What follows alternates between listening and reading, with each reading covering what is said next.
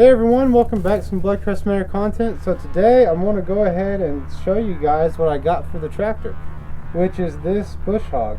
We ended up having a neighbor, quote unquote, he lives down the street from us, having his tractor and his bush hog for sale.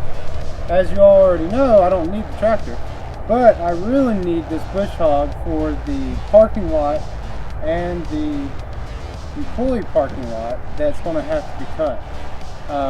All of that's really too thick for a normal riding lawnmower or like a pull behind mower, so that's why I wanted to get this, and that was one of the primary purposes of buying Esther herself.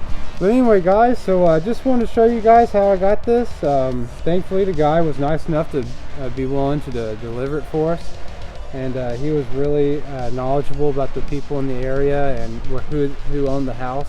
He actually knew a lot of the previous owner, like he knew the previous owner and a lot of his family. So it was really interesting to get to talk to him and understand the property a little bit more.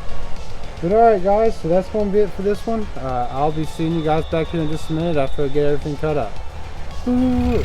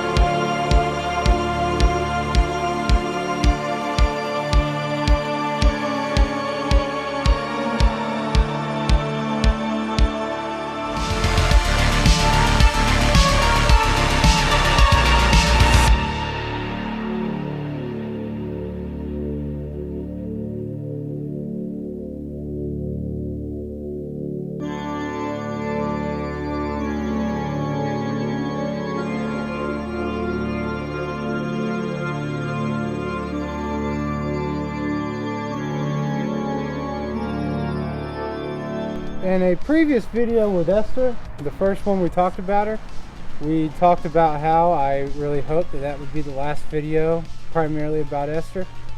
Well, it wasn't. I even knocked on wood and it didn't help. We got the fan belt put in, and the adjustable fan belt worked. The one from Amazon didn't, it was too wide, so we ended up going with one that was a 3/8 belt, and it did work. So adjustable fan belts work if you're curious. I would actually highly recommend them, and especially cases where you have to tear things out to put a new fan belt in. It's just too simple.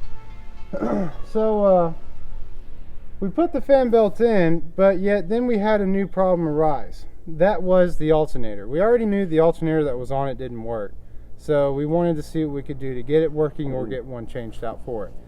We ended up changing the wiring on it to a single wire system, and we did a ground wire to the one that was on it, and it didn't work. So then we ended up getting a new alternator to try with it, and we tried multiple different ways of wiring it. We tried to excite the alternator, we tried a 3-wire system, so many different things we tried, and nothing would work. We spent many days trying to just get the alternator to work. Eventually I got to a point to where I had to come to the realization that it probably wasn't going to work because Esther here cannot pump out enough RPMs to get an alternator to where it's going to run and keep running. So I had to start thinking about what can I do to fix this. You could go with like a generator-esque system, but once again, RPMs, it's just not something I wanted to mess with, and Esther's not going to do it. So then I had a pretty sharp idea of going and turning my 1947 tractor 9N into a solar charged tractor. This is a 20 watt solar panel, and it does really good for Esther and her battery situation. It is actually enough to charge it while we're running and using it. So not albeit just a little bit, but yet it is charging it. So that's really great. Obviously it comes with a hindrance of you have to be in the sun for it to work, but where I live, sunny days in the summer are not hard to come by. They are in the winter. So what I'm thinking is I'm hoping to get everything I need done with Esther this summer out of the way, particularly cutting the field, or cutting what's going to be the parking lot, which we've already cut, and getting this what's going to be the employee parking cut as well, which I'm going to try to get that done today. Once those two areas are cut, I don't think that I'll have any issue cutting it with say like a normal riding lawnmower, or I'm hoping to get something like a pull behind mower to run with like my four-wheeler. And with that being said, I don't want to put Esther through any more than she has to. I need her to do a subset of jobs. And she's already completed one of them, which is cut the parking lot. The parking lot was in really bad shape with the amount of sage grass, I believe it is, that was growing in it. Really tall, really dense stuff. And even had some of that thorn tree stuff that we saw on the exploration video. It had some bushes. It was a mess out there. It hadn't been touched in many years. So that's one of the big reasons I wanted to do it with Esther instead of, say, like a riding lawnmower or a pull behind mower, because I knew that a bush hog would have much more power to do it than that would. But now that it's done, I really don't have a need for the bush hog. So now what I'm thinking I'm going to do with Esther is I'm going to use the implements I need, get what I need done with it, and then sell the implement to get the next implement I need. In this case, once I get done with this employee parking lot today, which is actually worse than the parking lot was, then I'm probably just going to go ahead and list the bush hog for sale and get it out of here. But with that being said, guys, we're going to be bringing you guys along with us with some of the cuts today, and we'll see you in just a minute. Ooh.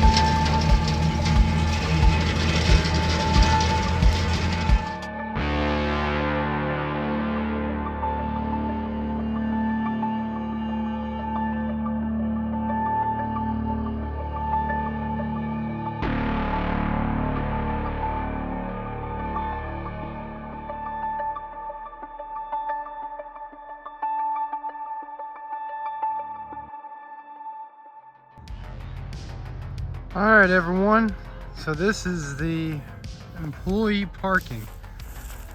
After freshly cutting down what felt like endless rows of bushes and thorns and trees and all sort of expletive. But so yep, this is it. I got some trees that I'm gonna have to come out here and chop down, like that one right there, that right there. Some of this was just a little too thick for it. Got a couple more down there, but they're not too bad. I'll be able to come in here and get that out of the way, and then it will be ready for use. This just needs to be able to hold all my actors, because they gotta drive out here, and I imagine not all of them are going to be carpooling or just being dropped off. So this is mainly to accommodate them. But yep, so you'll basically come in right through the main parking lot right into here. Now, in a stream situation, this could even be used as a secondary parking for, say, like a night like Halloween. I've always noticed that and anyone who's gone to a haunted house on Halloween will tell you, they are normally packed to the brim. Man, it'll be a great feeling someday, hopefully, to see this parking lot just packed with people. Now, to address some questions I'm sure is coming to your mind, why not cut this patch and why not cut all that right there? Maybe someday, if I have to, I can get all this cut out and maybe use it for additional employee parking or overflow parking. But for today, I just don't foresee that being necessary, you know. And if it is necessary someday, then maybe I'll have better equipment to do it. So I figured it was just tactically better to do that. Same for this little patch right here. Esther doesn't like going up hills or inclines. She really just does not do well with it. And because this is so thick, it made it that much worse. So I was having to come in at it from an angle coming down to get that to cut. But once again, I figured that this right here was kind of more of like inclined than the rest of this flatter area was. And I don't want to have people parking on an incline if I ain't got to. You know, if it's wet out here or anything like that, it could cause problems. So I figured just leave it alone. But yeah, so I think that this right here should be more than enough for employees. And even some overflow if we have to. But I really think that with the size of our parking lot, it should not be a problem. But all right, guys, so that's it for this. I just wanted to show you that real quick, and I'll talk to you back here in a minute. All right, everyone, so that's going to be it for this one. Esther has completed round 1 of her use. We've got the parking lot done. We've gotten the guest parking lot done. Well, sorry, the employee parking lot done. And the around the house was done as well with Esther. So now that all that's done, we should be about ready to sell off the bush hog. I'm going to check around the chicken coop before I sell it, see if I need to do any of that with it. I know some of that's pretty thick. So maybe I will use Esther on that, maybe I won't, or the bush hog better said. But if I don't, then I'm going to go ahead and get that sold and move into something that I need now instead. Like the blade, the scrape, which will be used for the gravel in here and leveling out certain areas that need to be leveled. And I need the post hole digger so that I can get light posts put in, and I need to get fence posts put in. She did a great job in the parking lots getting them done. No real issues at all, with the exception of having to jump off every now and then. But for a 1947 tractor, she is going the distance. If I can just get her to go a little bit further, then that'll be great.